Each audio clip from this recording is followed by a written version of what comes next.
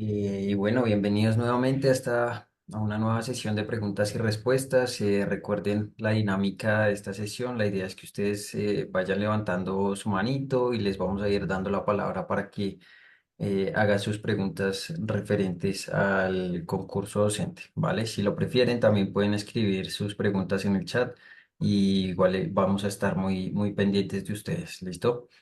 Y bueno, Gladys, bienvenida. Muchas gracias también a ti por darnos este espacio. Muy buenas tardes, gracias Jonathan, muy buenas tardes para todos. Espero que se encuentren muy bien en esta tarde de viernes. Espero que estén súper juiciosos estudiando, analizando las lecciones, haciendo los simulacros, avanzando en la investigación, ya profundizando aquellos temas que quieren profundizar. Bienvenidos y bienvenidas. Aquellos que hasta ahora están comenzando el curso, también los invito a que empiecen ya desde hoy a estudiar media hora, 45 minutos al día es bueno. Mauricio dice que no escucha. No sé si es que es de pronto el problema de él. Por eso los que me están escuchando pongan una carita feliz. Miren, aquí hay reacciones. Aquí hay como un corazón. Pónganme un corazón. Miren, yo acabo de poner un corazón. Ah, bueno, ya me están escuchando varios. Bien, perfecto. Lo que pasa es que Mauricio no ha conectado con el audio y Ujú. así es difícil, pero bueno. Bueno, eso, ¿ya me escuchas, Mauricio? Ya. Bien, perfecto. Jayfred, buenos días, buenas tardes, digo, para todos. Bueno, mis queridos maestros y maestras, espero estén muy bien. Me gustaría escuchar sus preguntas si tienen algún caso en particular que quieran discutir el día de hoy, o si tienen preguntas de los simulacros, o si tienen alguna pregunta en particular que quieran hacer al respecto de alguna normativa, de algún caso en particular que les llame la atención, de alguna situación. Entonces, bueno, empezar a mirar el chat. Dice mi querido, bueno, buenas tardes. Quiero tratarme Hernando. al grupo de rectores. Equivocadamente me inscribí en el de docentes. Profesor Hernán, háganos un favor, envíe un correo a formación@magisterio.com.co. Ahí se lo va a escribir Jonathan en el chat para que por favor cuente su caso. Y ya con gusto ellos lo van a atender y van a estar pues pendientes de su proceso. ¿Listo? Bueno, por favor, ¿quiénes quieren participar en la tarde de hoy? Cuéntenmelo todo. Yo estoy por acá. El que quiera levantar la mano, también aprovechen estas sesiones en vivo para aclarar sus dudas, sus inquietudes. De pronto, si han visto algún caso que les llame la atención, si de pronto dentro de los simulacros tienen alguna duda, me cuentan. Carlos Alberto Rico, cuéntemelo todo. Ahí ya puede hablar, ya le acabo de activar. Carlos Alberto Rico, Sí, no le escuchamos. buenas tardes. Bien, ¿cómo están? Bien. Buenas Bueno, tardes. resulta que yo que ya estuve mirando un video sobre el enfoque y el modelo pedagógico. Ajá. Entonces, resulta que en casi todos los colegios se utiliza el modelo pedagógico constructivista social y resulta que el PIAR es un modelo pedagógico que no es constructivista social. Entonces me parece que todos estamos aplicando un PIAR donde no concuerda con el modelo pedagógico del colegio. Entonces yo necesitaba saber si es que mm, si se pueden aplicar los dos. O sea, o sea, necesitaba saber si es modelo pedagógico, enfoque y otro concepto que nos dijo la doctora Gladys. Gracias, muy amable, doctora. Bueno, a ver, miren, lo que pasa es que su merced ahí tiene una pequeña confusión. Cuando Sí, hablamos de plan individual de ajustes razonables, nosotros estamos hablando de una sigla que significa Plan PIAR, Plan Individual de Ajuste Razonable, y es algo que nosotros conocemos en la educación a partir de lo que propone el Ministerio de Educación Nacional en Colombia. Es una herramienta que crea el Ministerio de Educación Nacional para poder garantizar los procesos de enseñanza y aprendizaje para aquellos estudiantes que tienen dificultades de algún tipo en su aprendizaje, debido, por ejemplo, a situaciones como necesidades educativas especiales. Entonces, el PIAR es una herramienta que permite valorar cuáles son las necesidades reales de un estudiante. Y entonces, a partir de allí, pues se apropia el proceso para cada estudiante de acuerdo con la barrera de aprendizaje o barreras que tenga.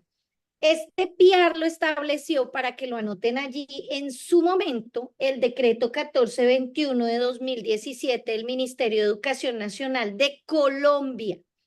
Y es muy importante que lo tengan en cuenta porque después el decreto 1075 va a recoger este decreto en una de sus como reestructuraciones, porque acuérdense que el decreto 1075 se empieza a configurar en 2015, pero luego se empieza a hablar en el PIAR a partir del decreto 1421 de 2017, y con los ajustes posteriores al decreto 1075 se ha incluido esta normativa del plan individual de ajustes razonables.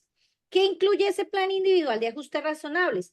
Incluye las necesidades educativas especiales ya descritas específicas, incluye los ajustes razonables que se proponen y el seguimiento para la articulación y para la implementación del proceso.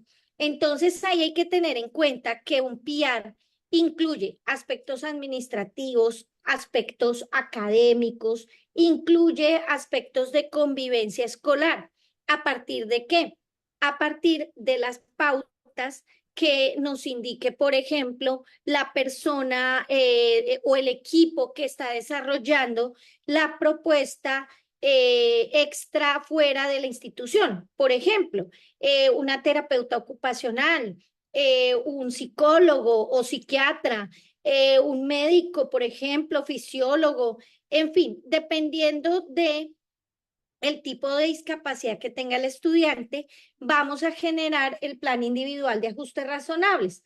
A ver, es también importante tener en cuenta que dentro de la normativa, pues se hablan de, por ejemplo, diferencias en los ajustes, o sea, no todos los muchachos van a tener las mismas características en cuanto a sus barreras de aprendizaje, y entonces el plan individual, como su nombre lo indica, va a ser único e irrepetible para cada estudiante. Entonces, eso es importante que lo tenga en cuenta, profesor. No es ningún modelo, no es ningún enfoque, es una herramienta basada en lo que nos dice la ley, para que la tenga en cuenta para poder trabajar esa caracterización de los estudiantes que tengan algún tipo de dificultad de aprendizaje. El formato de PIAL, pues sí, es importante que ustedes lo conozcan.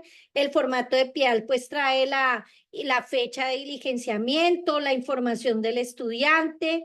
Esa información recoge, por ejemplo, el entorno de salud, recoge el entorno del hogar, por ejemplo, si el niño está asistiendo a terapias, si está siendo atendido por el sector salud, el entorno hogar, entonces la ocupación del papá y la mamá, quién lo cuida, qué parentesco tiene con el estudiante la persona que lo cuida, y la información de la trayectoria educativa, porque también recoge el entorno educativo.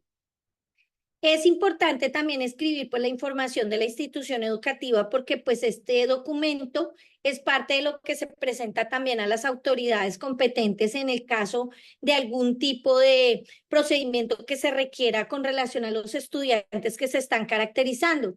El plan individual también pues tiene algunos elementos como las características del estudiante a nivel de gustos e intereses, qué hace el estudiante, las habilidades, las competencias, las cualidades, los aprendizajes con los que cuenta para el grado en el que está siendo matriculado.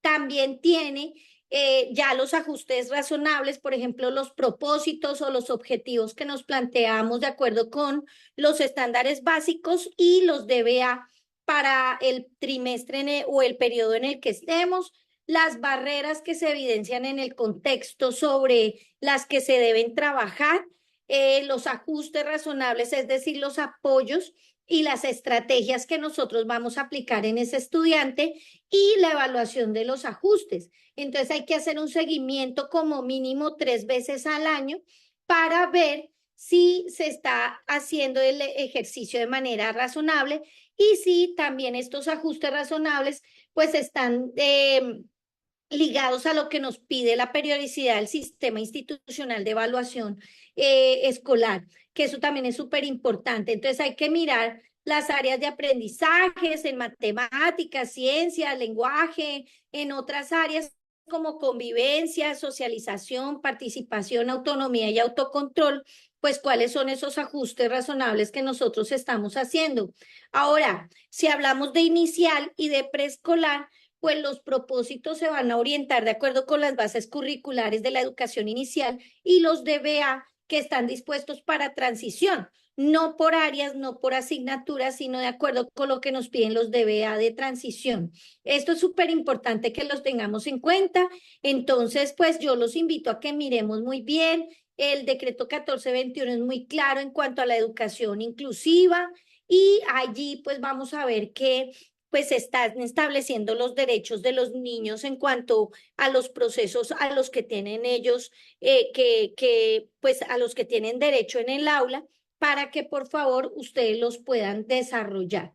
Ahora, hay otra pregunta de un profesor que dice, ¿cuál es el enfoque diferencial? El enfoque diferencial es un enfoque que se está utilizando mucho para poder generar un reconocimiento de la mano de lo que estamos hablando de las diversidades de los estudiantes en la institución. Entonces, la idea es que haya construcción de modelos educativos en los que tengamos en cuenta las diferentes barreras físicas, pedagógicas y actitudinales de las personas. Precisamente ayer Magisterio dio una conferencia muy interesante con un doctor español que habla acerca del DUA, el diseño universal de aprendizaje.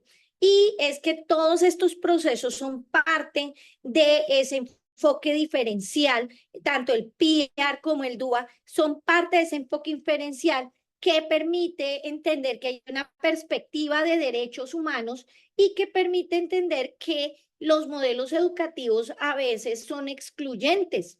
Y entonces nosotros debemos trabajar a partir de la diversidad y entender que en vez de ser una traba en el salón, un obstáculo, la diferencia, la diversidad es un elemento que profundiza en el conocimiento del ser humano y genera muchos aprendizajes, no solo para todos los estudiantes que aprenden en medio de la diversidad y entendiendo las diferencias de los demás, sino también para el maestro quien poco a poco pues va configurando elementos importantes para desarrollar pues un acompañamiento efectivo en el aula. De modo que ese enfoque diferencial pues siempre va a generar una sensibilización y una concientización acerca de la importancia de entender que todos somos diferentes y que debe haber inclusión en el aula, reconociendo, por ejemplo, que todos tenemos potencial para aprender,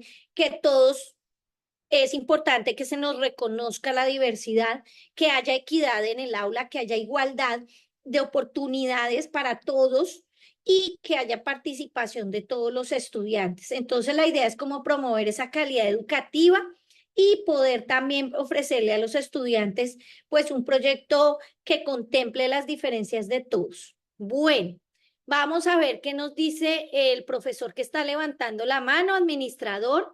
Por favor, si quiere, ya puede abrir su micrófono.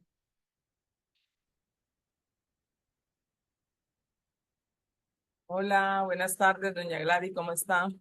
Hola, ¿cómo estás? ¿Cuál es tu nombre? Katia, Katia. Hola Katia, ¿cómo estás? Cuéntamelo todo. Bueno, son dos preguntitas. Me gustaría de pronto, si usted conoce, nos hablar un poquito de la estructura de la prueba, o sea, aparte de la parte, toda esta parte pedagógica, ¿contiene qué otra parte? ¿La parte específica o la parte de la competencia psicológica? Entonces, me gustaría que hablara un poquito de eso. Y lo otro que hemos tratado, pero que de pronto todavía me quedan algunas dudas, es de pronto hacer una diferencia entre enfoque, entre modelo, enfoque y estrategia pedagógica. O mejor dicho, hacer como un ejemplo de los tres. Si yo aplico el modelo tal y el enfoque tal y la estrategia tal. Ok, listo, perfecto. Bueno, este proceso de ascenso y reubicación docente que se va a desarrollar ahorita en 2024 es muy importante porque trabaja una serie de ejercicios de evaluación de los docentes en torno a varios elementos. El primer instrumento que se va a trabajar, que es de orden clasificatorio, es la prueba pedagógica. La prueba pedagógica tiene un valor del 45% y es una prueba que está realizada a nivel escrito. Es una prueba que es específica para el cargo, por ejemplo, de director, para el cargo de docente, docente de aula, para el docente orientador, y cada uno de ellos pues va a tener una cartilla específica.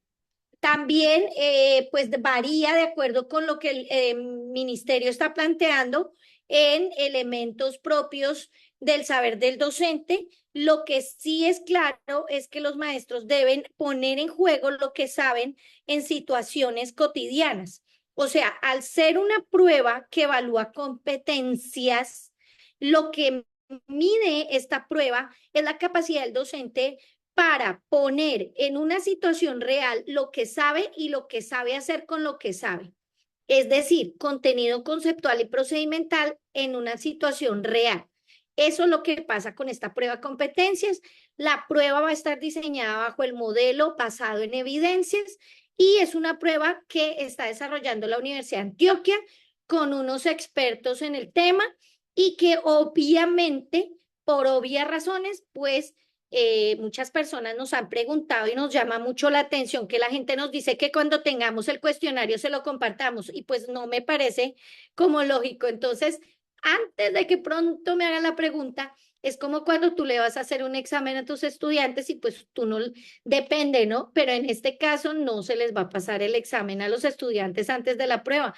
En este caso a los maestros no se les va a entregar esa prueba. Ahora bien, la valoración de experiencia vale 20 puntos. Esa valoración de la experiencia es muy importante, también es clasificatoria y es como lo que reconoce esa puntuación que le va a reconocer a usted el tiempo de servicio que usted lleva desde el primer nombramiento en periodo de prueba y ahí pues va a excluir, como dice la documentación del ministerio y la resolución que pusieron en el mes de diciembre y las otras resoluciones que han ido saliendo, excluye los periodos de inactividad, ya sea por situaciones administrativas específicas y pues la calificación va a variar entre 14 a 20 puntos de acuerdo con los años de servicio que usted tenga.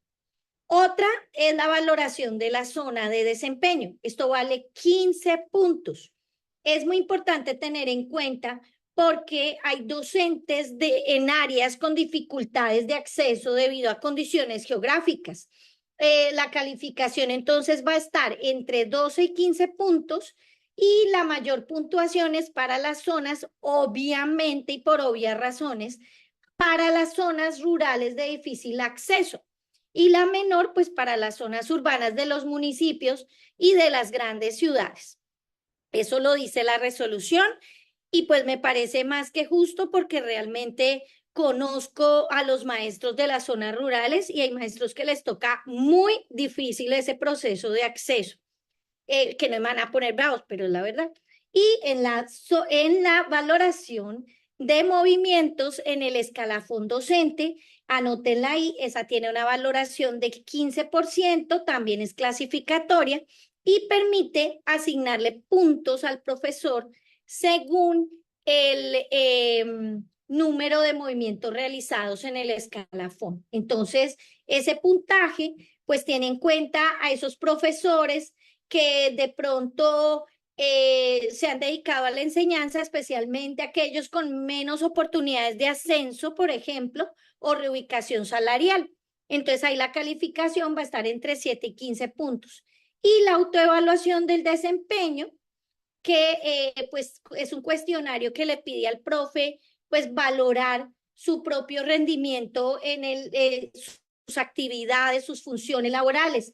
Esa escala es de 0 a 5 puntos. Entonces es muy importante que entiendan que ese instrumento va a ser creado también para la Universidad de Antioquia y pues va a respetar esa valoración dada por el educador sin darle modificaciones, o sea que la valoración que usted se dé se la van a respetar, como cuando hacemos la autoevaluación. Ahora, eh, están preguntando varias cosas. Vamos a ver. Por aquí me dice, me comparte el link para enviárselo a una de mis compañeras inscritas. Gracias. Mi querida maestra, dile a tu compañera que el link se lo enviaron al correo para que por favor ella entre a su correo, revise y si ella no lo ha recibido, entonces que por favor entre y al correo que está aquí, formación@magisterio.com.co para que por favor ella indique que no le está llegando la invitación a este proceso porque pues yo no estoy autorizada para enviarte el link, pues para que lo puedan compartir en este momento. Entonces, pues eso es muy importante tener en cuenta. Y bueno, ahora sigo con el proceso. Bueno, eh, pues hay varios expertos que se han dedicado a la rama del enfoque diferencial. Eso es súper importante tenerlo en cuenta. Por ejemplo, pues ustedes saben que dentro de las propuestas de enfoque diferencial, pues hay muchas como por ejemplo eh, ese proceso de Guido, por ejemplo, que habla acerca de la diferencia y la educación, todo el proceso de la educación diferenciada. Hay un autor que a mí me gusta mucho, Jonet, Honneth,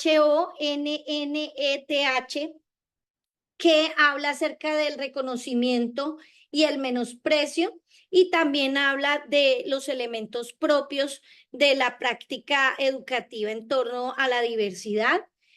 Obviamente está ahí en el listado sin falta pues todos los aportes de Jimeno de educación diferenciada, que eso es importante que ustedes lo pongan ahí en cuenta, entre otros, ¿no? Pero pues sería interesante que ustedes miraran muy bien cuáles son esos autores clave. Yo recomiendo muchísimo a Jimeno para que pues puedan desarrollar el ejercicio como de profundización. Me parece muy valiosa tu pregunta. ¿Por qué? Porque eso es lo que queremos, o sea, que los maestros puedan profundizar más. Jesús Jimeno, hay un documento muy chévere que él hizo en el Foro Iberoamericano de Economía Internacional en Madrid, España, que se llama Educación Diferenciada. De pronto lo quieras leer y profundizar, Jesús Jimeno, y habla muchísimo acerca del tema de educación diferenciada en ese enfoque diferencial. Bueno, yo voy a seguir contestando las preguntas del chat. Mientras Ana Teresa, ¿puedes abrir tu micrófono, por favor, e indicarme cuál es tu pregunta en este momento? Buenas tardes, muchas gracias. Quisiera saber si es posible, teniendo en cuenta lo que decía la compañera anterior, poder realizar un ejercicio con tipo de pregunta del psicológico que nos van a hacer como para tener una idea cómo responderla. Si no conozco, no tengo conocimiento acerca de este tipo de pruebas, entonces me gustaría por lo menos tener una idea de cómo es y cómo responderla. Gracias. Señora Ana Teresa, y para todos los que están preguntando la parte psicológica, ya le iba a contestar su pregunta. Miren, el curso, si ustedes repasan las transmisiones en vivo que aparecen en la plataforma de Hotmart, el curso trabaja el componente pedagógico. O sea, yo les expliqué los componentes de la prueba ahorita, de lo que recoge toda la prueba, porque la primera compañera que hizo la pregunta dijo, quiero saber cuáles son los componentes aparte de la prueba, pero el curso toma solamente la prueba que tiene el componente pedagógico. En la parte psicológica, nosotros no estamos trabajando en este momento. Estamos trabajando el test, el componente de la prueba que trabaja el componente pedagógico. Eso es muy importante tenerlo en cuenta. Entonces, Ok. bien importante que lo tengan en cuenta. Por eso en las transmisiones en vivo, cuando hicimos el ejercicio de inscripción a los cursos, les hicimos claridad en este aspecto para que de pronto ustedes pues pues no de pronto no tuvieran como esa duda frente a a lo psicológico. Para la profesora que me preguntó la diferencia entre modelo, enfoque y un ejemplo. Entonces vamos a comentar la diferencia entre modelo, enfoque. Existen varias apreciaciones. El modelo es muy importante que lo tengan en cuenta. Ya lo teníamos en una de las grabaciones de estas que hemos hecho en las sesiones pasadas. De pronto para los que se inscribieron en los últimos días, échenle una repasadita a las sesiones pasadas que hemos tenido. Normalmente son los viernes a esta hora, que están ahí grabadas. Es importante que pues los profes tengan en cuenta la diferencia entre modelo, enfoque, teoría, para que puedan pues desarrollar una mirada asertiva en torno a estos elementos. El modelo es una serie de principios que han sido configurados de generación en generación a lo largo de décadas, por muchas personas que están en el campo educativo, en el campo psicológico, en el campo sociológico. Son grandes paradigmas. Por ejemplo, el constructivismo se ha generado por los aportes de muchas personas, muchos grupos de investigación, universidades, etcétera, etcétera, que han ido aportando a lo largo de los siglos acerca de la importancia del constructivismo en el aula, sus principios, entre otras cosas. El modelo tradicional, que muchas veces la gente dice, ay, no, ese no funciona, no sé qué, pero hay cosas que deberíamos recoger también de ese modelo tradicional. Se fue gestando siglo tras siglo, y recordemos que el modelo tradicional lo empezaron a aplicar cuando los grandes colegios que empezaron a crear las comunidades religiosas, empezaron a generar estos nuevos colegios, empezaron a aplicar el modelo tradicional, y es una construcción colectiva de investigadores, docentes, psicólogos, sociólogos, antropólogos de muchos y muchos siglos, que se fue configurando el modelo.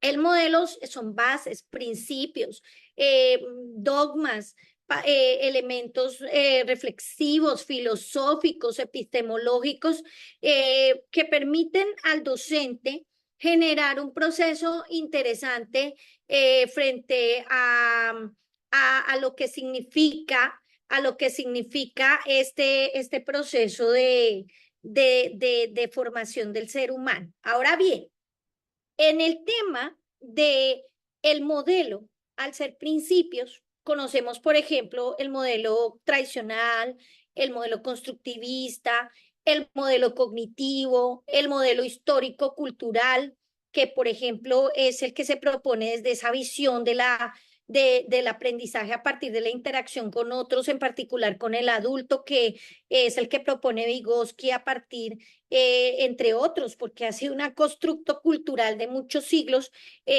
Ahí hablamos del histórico-cultural, el modelo sociocrítico, que son modelos que se han ido construyendo a lo largo de muchas décadas y décadas y décadas y de siglos, y el modelo tiene 6 dimensiones fundamentales. La primera es definir efectivamente las metas de desarrollo. ¿Qué tipo de persona vamos a formar? Esto lo dice Rafael Flores Ochoa, para el que quiere investigar más a profundidad. ¿Qué tipo de persona quieres formar? El segundo aspecto, a partir de esa persona que quieres formar, ¿cuáles son los propósitos de la formación que pretendemos formar en esa persona? Ya sabemos el tipo de persona, ahora, ¿qué queremos formar en ese tipo de persona? Los propósitos. Tercer aspecto, los contenidos curriculares, pues a partir del tipo de persona que queremos formar.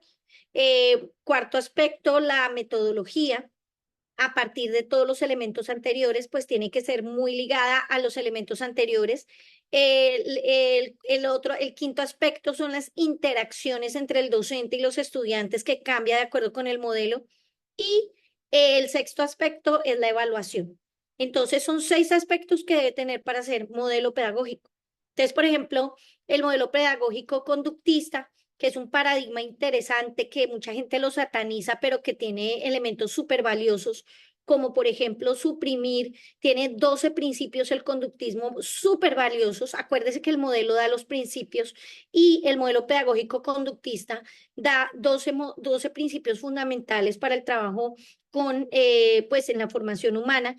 Y uno de ellos, por ejemplo, es suprimir una conducta negativa con otra positiva, generando un cambio en la conducta del ser humano. Otra es la repetición de una conducta muchas veces positiva puede generar un hábito, entre otras. El conductismo habla del seguimiento de instrucciones, la capacidad de preparar al estudiante para seguir instrucciones de acuerdo con una programación. Entonces, el conductismo, de acuerdo con eso, pues nos dice un tipo de persona a formar. Todo viene de parte de los movimientos, de las épocas también de la vida. Entonces el conductismo empezó a formarse cuando se empezó a necesitar obreros, cuando se empezaron a necesitar empleados que pudieran seguir instrucciones fácilmente. Y entonces dentro de ese proceso, pues se necesitaba que la gente siguiera instrucciones, que siguieran las cadenas de producción, por ejemplo, en la revolución industrial. Y a partir de ahí, pues empezó a generar una propuesta educativa que llevara a que la gente fuera buena para seguir instrucciones, generara buenos hábitos, pudiera responder a la producción en masa, entre otras cosas, y se empezó a generar el conductismo. No obstante, a pesar del origen, el conductismo funciona muy bien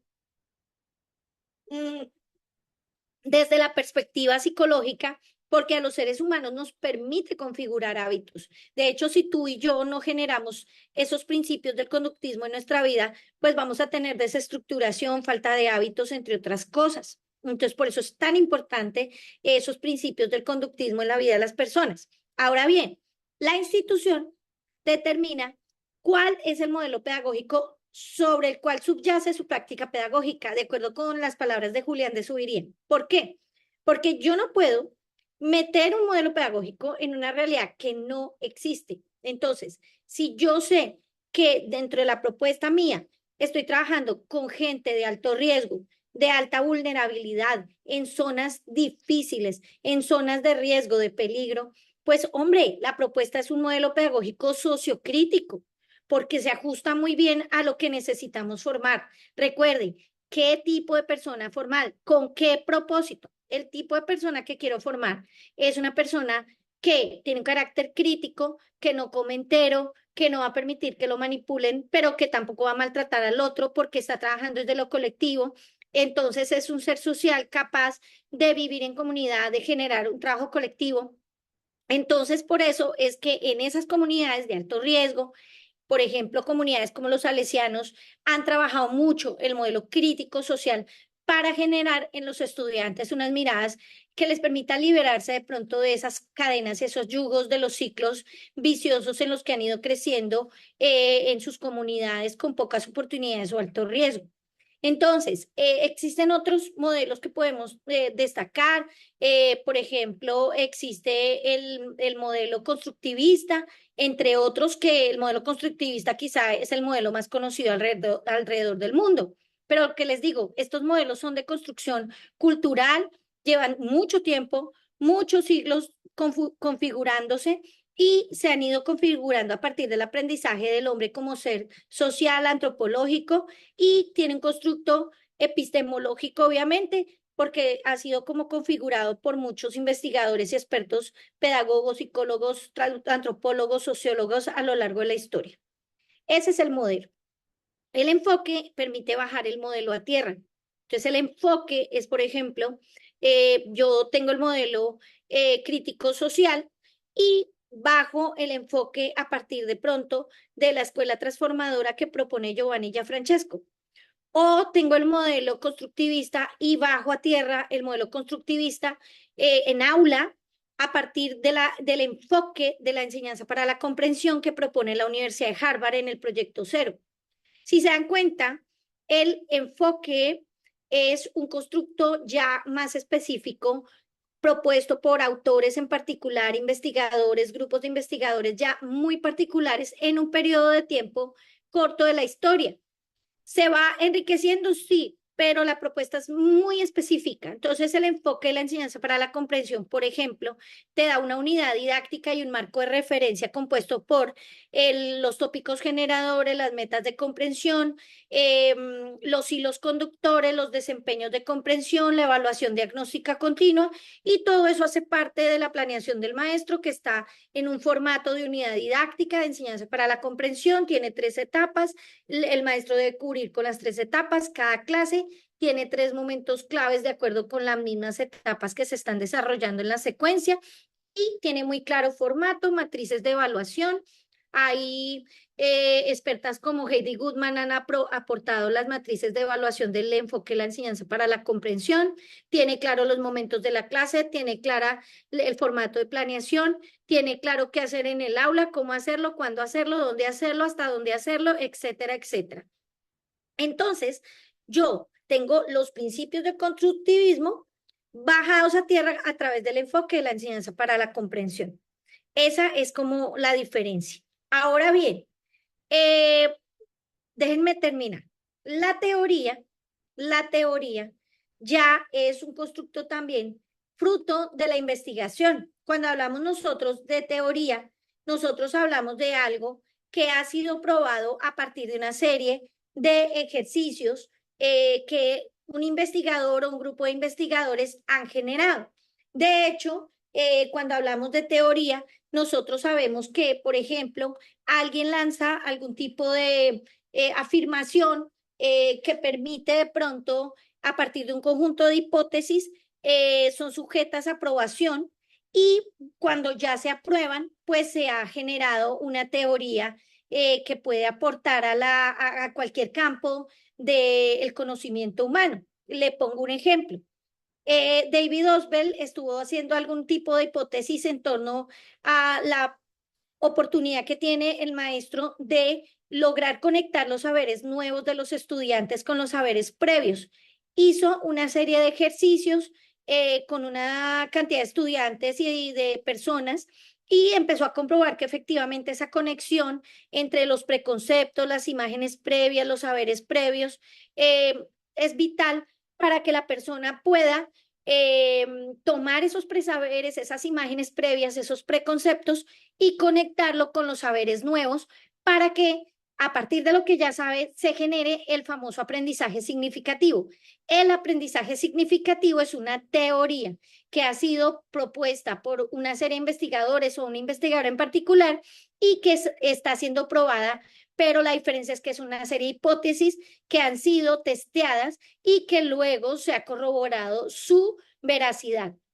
Otro ejemplo es la teoría de la modificabilidad estructural cognitiva propuesta por el doctor Ruben Feuerstein, que él empezó a determinar que el ser humano tenía unas funciones cognitivas, a lanzar hipótesis en torno a la existencia de esas funciones cognitivas, y empezó a descubrir que había unas funciones cognitivas, empezó a lanzar hipótesis por cada función. Por ejemplo, que existe una percepción, una atención, una orientación espacial, una orientación temporal, que hasta el momento no se habían investigado a profundidad. Lanzó hipótesis frente a eso y empezó a decir, la hipótesis de él fue, yo puedo ir modificando estructuras, funciones cognitivas una por una para acrecentar la inteligencia y las capacidades de aprender de las personas. Y empezó a testear en estudiantes. El doctor Ruben Feuerstein era judío y empezó a estudiar en estudiantes, en participantes, en psicólogos, estudiantes de psicología, en fin.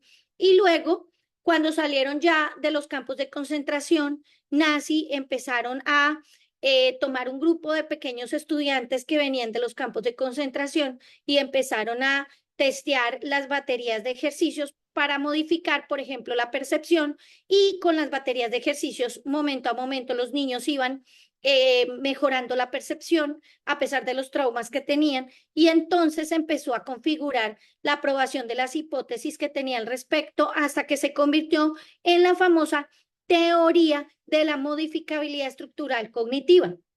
Entonces, fíjense la gran diferencia entre un modelo, un enfoque y una teoría.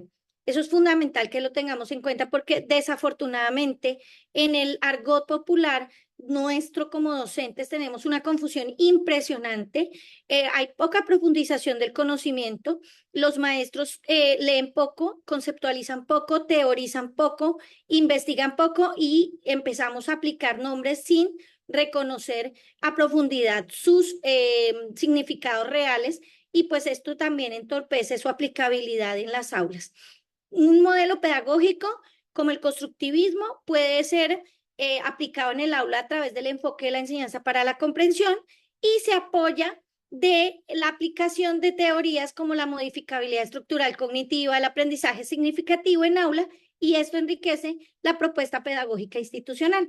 Por eso, una propuesta pedagógica institucional debe estar configurada por modelo, enfoque y teorías de apoyo a la propuesta pedagógica. Mi querido administrador, ¿puede abrir el micrófono? Doña Gladys, nuevamente yo. Bueno, de acuerdo a eso, creo que me queda algo claro y es que de acuerdo a lo último que dijo, no podemos conjugar todos los modelos con todos los enfoques, o sí podríamos hacer eso. Es una pregunta. Y la otra, pues yo quiero preguntarle, ¿cómo aterrizamos el modelo, el enfoque, perdón, el modelo desarrollista con el enfoque humanista en el aula? Me vuelves a repetir porque la verdad creo que hay ya una confusión de elementos. Bueno, no, la primera pregunta es que pues le quiero preguntar es si de acuerdo a eso podemos combinar cualquier enfoque con cualquier modelo, o hay Ujú. algunos criterios que nos indiquen que no podríamos. Por ejemplo, el modelo conductista. Podríamos combinarlo con un enfoque constructivista, no sé, pues, pensaría que no, ¿cierto? O que sí, no sé. Y la otra parte es el cómo aterrizar el modelo desarrollista con el enfoque humanista en el aula. Gracias. Bueno, a ver, es que son varias preguntas al tiempo. El modelo yo lo puedo generar, lo puedo configurar con enfoques que sean del mismo talante. Es decir, yo definitivamente no puedo aplicar el enfoque de la enseñanza para la comprensión con un modelo tradicional. Es el ejemplo más claro. ¿Por qué? Porque la enseñanza para la comprensión es un enfoque que hace que el estudiante primero, a través de la exploración de saberes previos, se interese por lo que va a aprender, plantee sus metas de lo que quiere aprender. Y en la educación tradicional eso no sucede. En la educación tradicional el maestro lo primero que hace es explicar el concepto y luego el resto.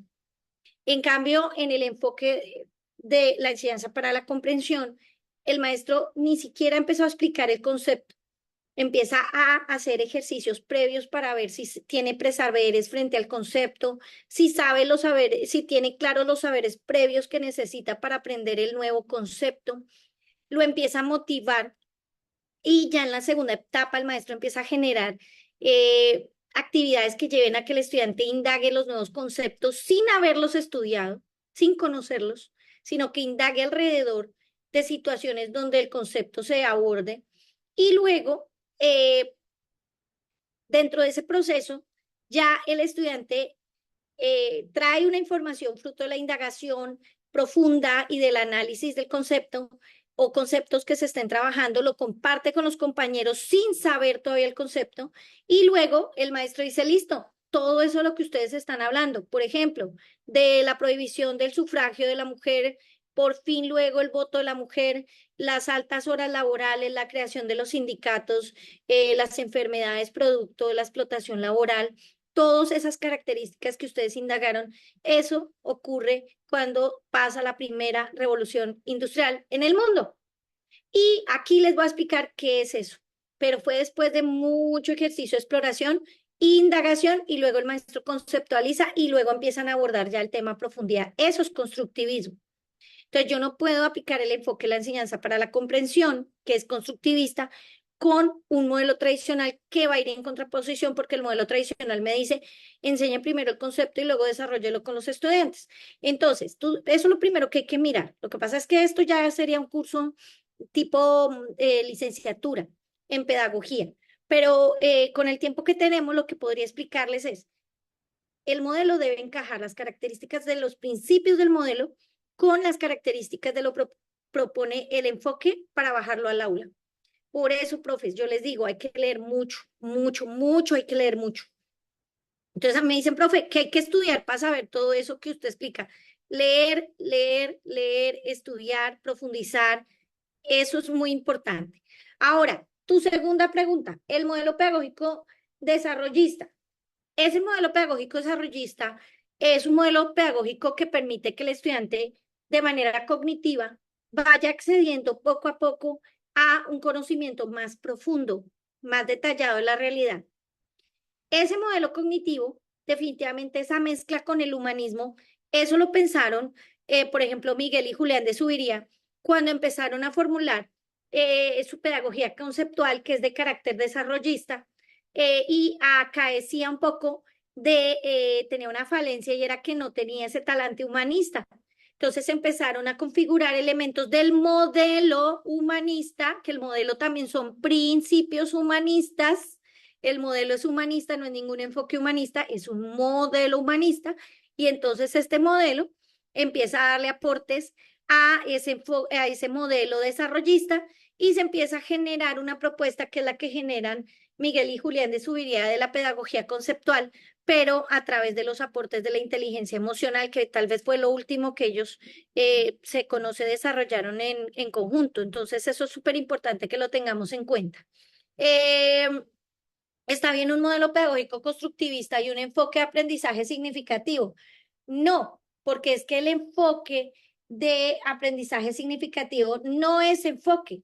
La teoría del aprendizaje significativo es una teoría, por lo que les decía en el ejemplo, es una teoría que fue comprobada por David Osbel a partir de una serie, David Ausubel, para el que quiera escribir, a partir de un ejercicio de carácter como de investigación científica que permitió a David Osbel entender que existen unos subsensores que se pueden conectar de manera cognitiva y permiten desarrollar la conexión entre los saberes nuevos y los saberes previos. Entonces, eso es fundamental. Ahora bien, frente a la pregunta, ¿qué son las mediaciones didácticas? A través de un ejemplo. Las mediaciones didácticas, mi querido Néstor, son esas estrategias de carácter didáctico que usted propone en el aula y que facilitan la interacción entre el estudiante y el docente. Cuando hablamos de mediaciones didácticas, podemos hablar, por ejemplo, de actividades de gamificación, de un rompehielos, por ejemplo, de un concurso. Usted puede hacer un concurso y ya ahí está haciendo una mediación didáctica. El uso de una herramienta como la pizarra electrónica inteligente para poder desarrollar un juego con los estudiantes. Una actividad como el Philips 66, la pecera, el puzzle de Aronson, el 1, 2, 4, que son actividades de trabajo en equipo, generan una mediación didáctica, son mediaciones didácticas porque generan una mejor interacción entre los docentes y sus estudiantes, los estudiantes entre ellos y los estudiantes con los contenidos. Todo tipo de mediaciones Es decir, estrategias didácticas que se apliquen, que fortalezcan las interacciones entre docentes y estudiantes, estudiantes y estudiantes y estudiantes y contenidos, se consideran mediaciones didácticas. Sigamos mirando a través de un ejemplo. Voy a darle un ejemplo. Ah, no, ya les di 3, 4, 5 ejemplos. Listo. ¿Qué otras preguntas tenemos, mis queridos maestros? Así me gusta, que lleguen con preguntas. Eso me gusta y bienvenidos todos. Qué chévere que estén un viernes. Yo sé que es viernes bueno, de pasear un ratito, pero bueno. Ana Teresa dice, la memorización no es del todo malo, dice esta teoría conductista. Sí, señora, no hay lío. La memoria es buena. La memoria es buena, se ha trabajado desde lo tradicional. Hay algo que a mí me preocupa y que yo lo digo en mis procesos. Yo hago muchas visitas a clase porque estoy haciendo investigación en aula, investigación social participativa en 2 proyectos que lidero en Colombia y aquí donde estoy ahora. Voy, vengo y en los 2 entornos de los 2 proyectos me preocupa algo y es que no estamos utilizando en el aula ni la tradicional ni las nuevas metodologías. Ahí es un híbrido que no tenemos, es la metodología ni lo bueno de la tradicional ni lo bueno de las modernas. Entonces me preocupa porque entonces no estamos ni siquiera trabajando lo bueno y lo tradicional. Por ejemplo, el tema de los buenos hábitos, la memoria, las mediaciones, desde el seguimiento de instrucciones, la formación de hábitos, pero tampoco estamos generando procesos disruptivos. O sea, a mí me preocupa mucho ese proceso que se está generando y me preocupa más que las universidades no estén formando al maestro en, en el quehacer pedagógico. Para el modelo constructivista, ¿cuál enfoque se adaptaría mejor? Bueno, el modelo constructivista se adapta muy bien con escuela transformadora, con la No, enseñanza. déjeme ahí quieto. Permítanme un segundo, yo les voy a pedir un favor. El que abra el micrófono, ojo. Entonces vuelvo a repetir, se me fue la paloma. El modelo constructivista se adapta muy bien con el enfoque de la enseñanza para la comprensión, la escuela transformadora. El modelo desarrollista cognitivo con la pedagogía conceptual se entiende muy bien el proceso. Bueno, Néstor, los modelos holísticos. Los modelos holísticos son modelos como lo que te decía ahorita.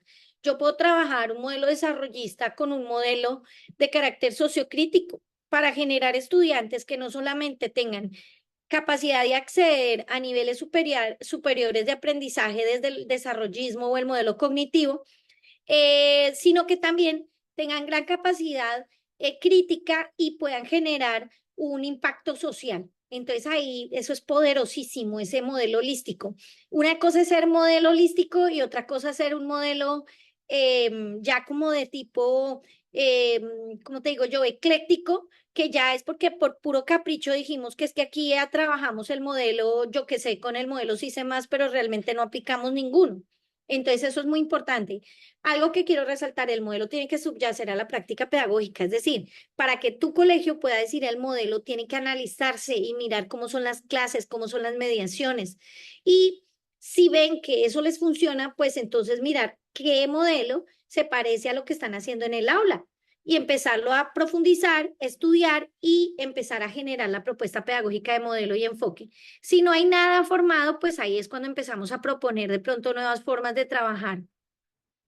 Por eso tenemos bajos resultados en matemáticas en nuestros estudiantes. Bueno, mi querida Amaya o Amaya, o mi querida o mi querido Amaya.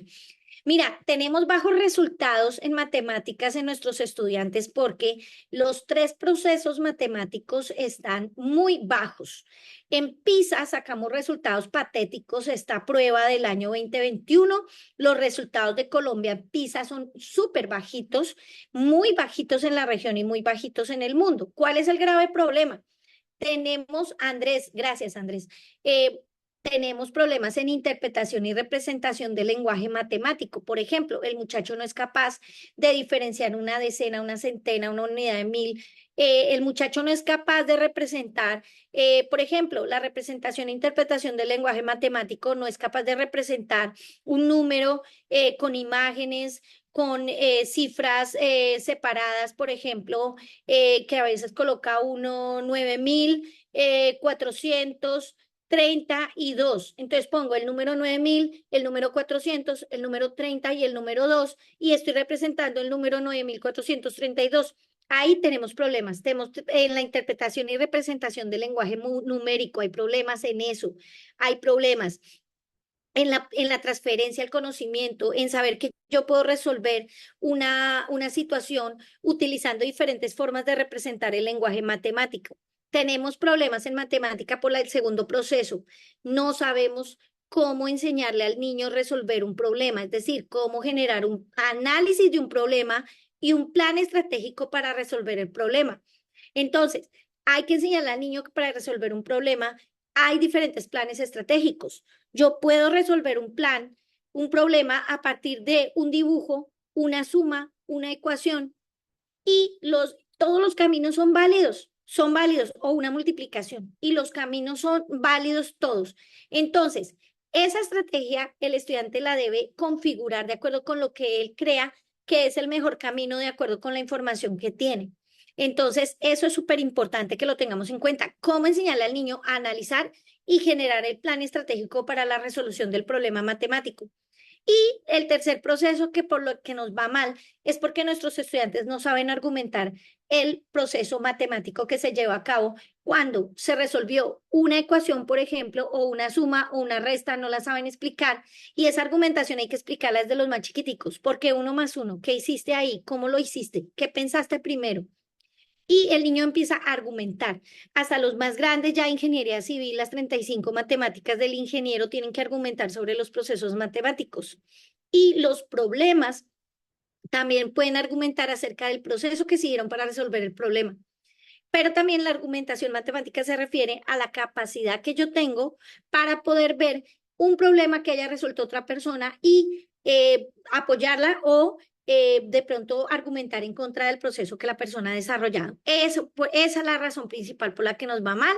Entonces, eso es importante trabajarlo con los muchachos. Vamos a seguir. Con respecto a la metodología, ¿qué debemos tener en cuenta? A la metodología de que, Ana Teresa, por favor, ajústame ahí la pregunta. Me gustaría que nos enviaran cartillas con los temas tratados. Pues mi querida Gloria, yo creo que no has llegado al modelo y al enfoque. Revísalo muy bien porque hay varias lecciones en video al respecto. Ahora, yo quiero que ustedes me entiendan una cosa. Este curso es un curso muy rico en todos los contenidos, pero en las grabaciones fuimos muy claros que esto no es una licenciatura, yo los entiendo que pronto ustedes quisieran pues el super material, pero en las lecciones tratamos de cubrir todos los contenidos. Entonces, en los simulacros tú puedes aplicar también casos relacionados con modelo y enfoque para que lo tengas en cuenta, pero siempre para todos la invitación va a ser que sigan profundizando sobre los contenidos que les estamos dando. Exacto, los profes también dicen que falta lectura crítica, claro. Si el muchachito no entiende, no, y Andrés, peor, si no tienen lectura literal, que no entienden la información local del texto, luego no tienen lectura inferencial, es decir, no entienden la forma como se relacionan las partes del problema para entender el sentido global del mismo, grave. Entonces, y tampoco tienen lectura crítica, es decir, no entienden la información del problema con el contexto matemático, pues grave. Ahí está el problema. Entonces, también esa es una responsabilidad de todos, trabajar la parte de lectura literal, inferencial y crítica. ¿Es posible realizar un ejercicio de normatividad sobre el sistema integral para la convivencia escolar, a ejemplo de las que nos podemos encontrar en la prueba? Mi querido Néstor, le cuento lo siguiente. Ya estamos cerrando la sesión de hoy, pero dentro de las clases que hemos dado en los simulacros hay casos de normatividad vigente. 2, en el módulo 7 va a encontrar casos de normatividad vigente también. 3, en las sesiones en vivo en las que ustedes se inscribieron y compraron el curso, ahí hay varias sesiones con normatividad vigente. De hecho, la última que hice en vivo en YouTube, que está aquí metida en el Hotmart, en donde ustedes ven las clases, ahí van a encontrar un caso completo de normatividad vigente. Es que sigan mirando los videos porque casi que todos los videos, no todos, pero sí un gran porcentaje, los estoy trabajando no solo con el componente pedagógico teórico, sino con contraste de la normatividad vigente y las decisiones que puede aplicar el maestro frente a lo que hace en el aula. Bien. ¿El pensamiento visible es un componente de la enseñanza para la comprensión? Sí, señora, muy bien, ha estado leyendo. Dentro del proyecto cero de la Universidad de Harvard, se encuentra un proyecto muy chévere que es la teoría del pensamiento visible y se están generando hipótesis en relación con relación a la relación entre las posibilidades que tenemos de enlazar la comprensión del ser humano con los elementos de la capacidad del cerebro de visualizar lo que pensamos y cómo se piensa hacia adentro, organizo mis pensamientos. Entonces, el pensamiento visible habla de la capacidad que tiene el cerebro de estructurar lo que estoy pensando y luego cómo desde eso que ya configuré, esa ordenación cognitiva y esa clasificación cognitiva y esa configuración de la respuesta, ¿cómo saco esa respuesta hacia afuera para los demás, hacérsela visible a los demás? El pensamiento visible lo han trabajado expertos como George, Richard, y es importante que lo revisen en los programas que genera el Proyecto Cero de la Universidad de Harvard. Hay muy buen material. De hecho, también yo he publicado varias cosas al respecto, entonces es interesante que ustedes lo puedan revisar. Y efectivamente la enseñanza para la comprensión se trabaja el tema en la aplicación de los desempeños de comprensión. Se trabaja el desarrollo de algunos desempeños de comprensión, como el uso de los organizadores gráficos, las estrategias de pensamiento, las técnicas de pensamiento visible. Por ejemplo, si se usa una estrategia de pensamiento visible como los 6 sombreros para pensar, que desarrolla más de 5 pensamientos en una estrategia. Dora Leonor dice, en mi colegio siempre se habla de modelo sociocrítico, pero no se unifica un enfoque, por lo que cada cual lo trabaja a su modo. ¿Está bien asociarlo a una investigación-acción?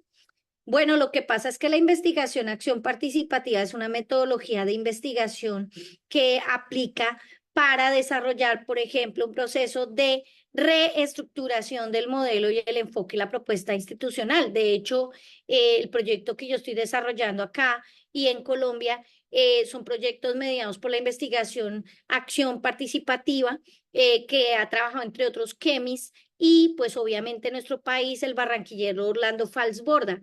Entonces son estrategias de investigación metodológica que per se no indicarían un enfoque educativo.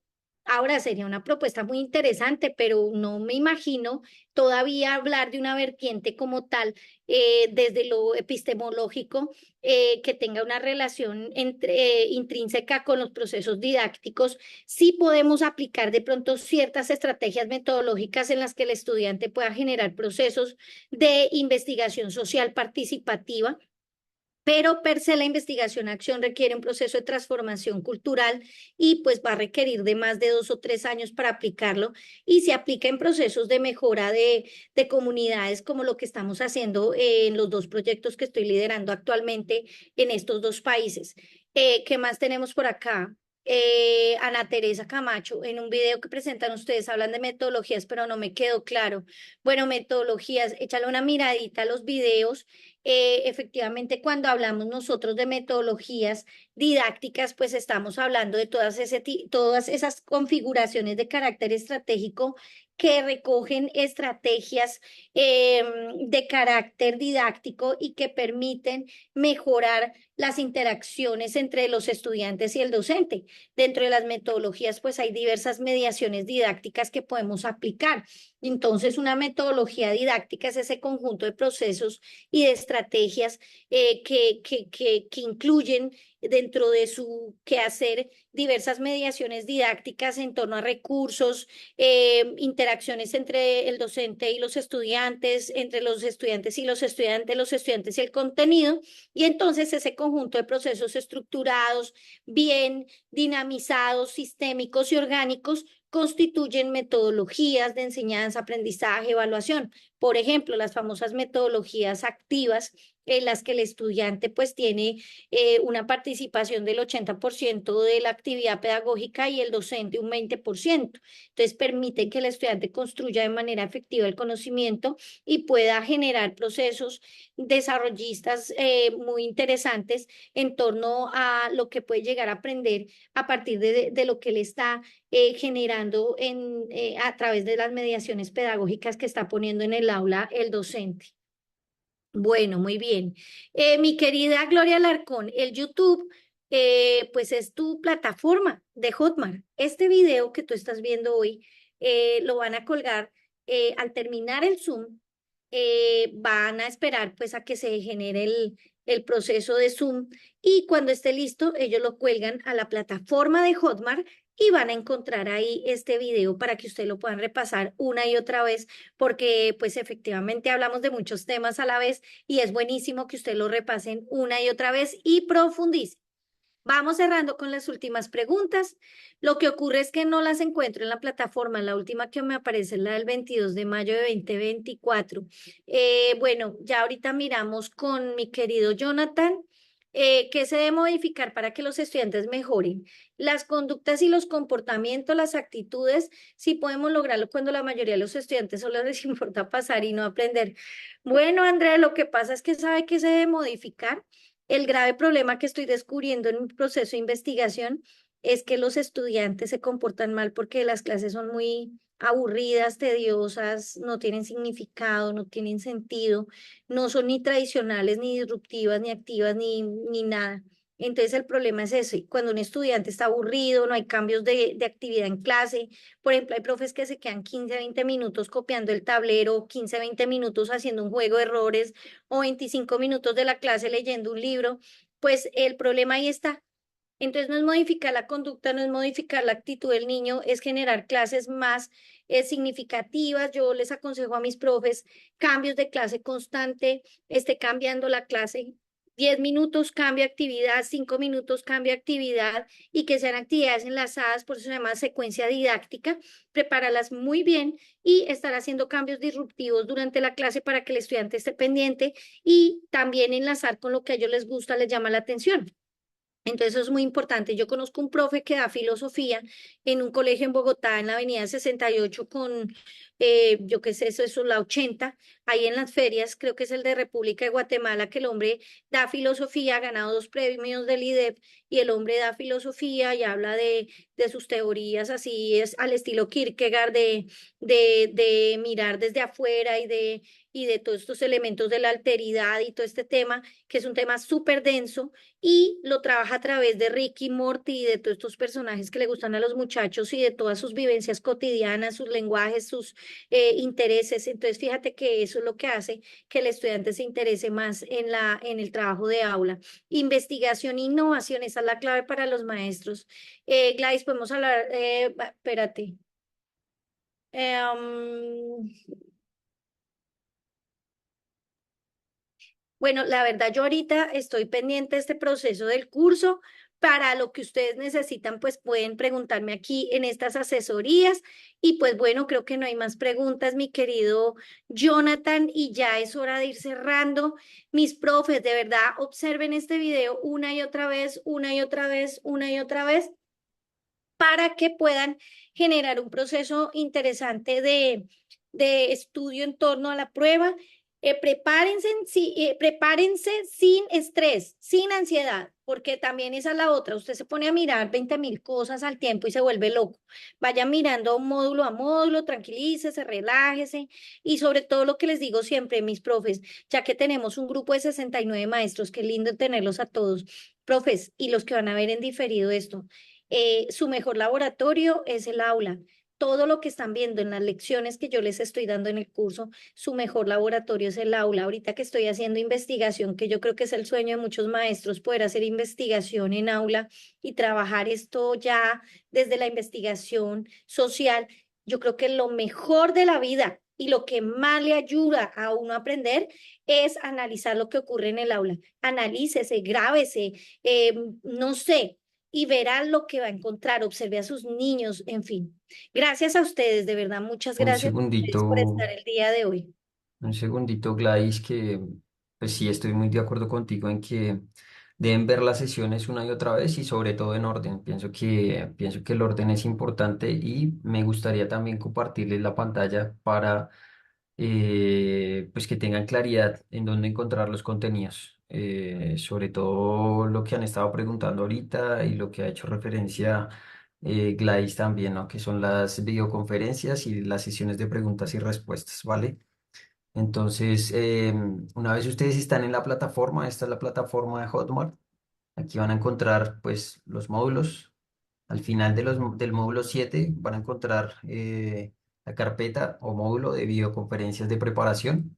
Y aquí están las 2 4 6 8 creo que hemos hecho 8 ya. Esta es la última que hicimos el 31 de mayo, si no estoy mal, fue la última que hicimos también, un viernes. Ujú. Y pues la idea es que la repasen las veces que consideren necesario, pues que tengan claro ustedes ya el tema, ¿vale? Pero lo que quiero es que sepan dónde encontrarlas y pues que están disponibles, van a estar disponibles de aquí a un año. Entonces, y básicamente de aquí a agosto, que es la prueba, ¿no? Que es como lo más importante. Y debajo de esa carpeta de videoconferencias de preparación van a encontrar sesiones de preguntas y respuestas. Entonces, creo que también es importante que la revisen una y otra vez, ya que nos hemos dado cuenta que se han resuelto preguntas muy importantes. Entonces, creo que las pueden repasar también las veces que consideren necesarios. Bueno, esta sesión sí va a quedar grabada apenas terminemos. No, les pediría el favor que me dieran un tiempo prudente para poderla cargar y pues ya yo creo que mañana en horas de la mañana la van a poder repetir si lo desean, ¿vale? Eso sería. Listo, mis profes. Entonces, un abrazo para la que me dice que si recomiendo el celular en el aula. Yo lo recomiendo desde que sea para una mediación didáctica, pero el celular es un gran enemigo si no se sabe manejar muy bien. Recuerden el tema de la dopamina y lean mucho sobre el tema de la dopamina en la educación. Quítenle el celular a los niños de menos de 4 años, de por Dios. Si son sus hijos, empiecen a quitárselos y quítenles el azúcar. Bueno, ese es el mensaje del viernes. Vamos a dejar el mensaje del viernes. Así que les mando un abrazo a todos, diviértanse, vaya, tómese una gaseosa, un juguito, una cerveza, descanse, relájese y no se angustie. Estudia a su ritmo con calma y verá que le va a ir muy bien. ¿Listo? Mis profes, se les quiere mucho. Dios los bendiga. ¿Qué me está diciendo por acá la profe?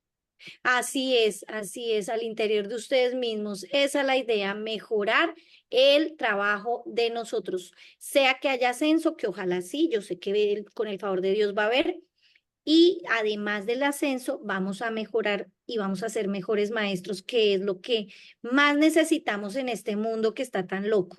Dios los bendiga, pásenla bueno hoy.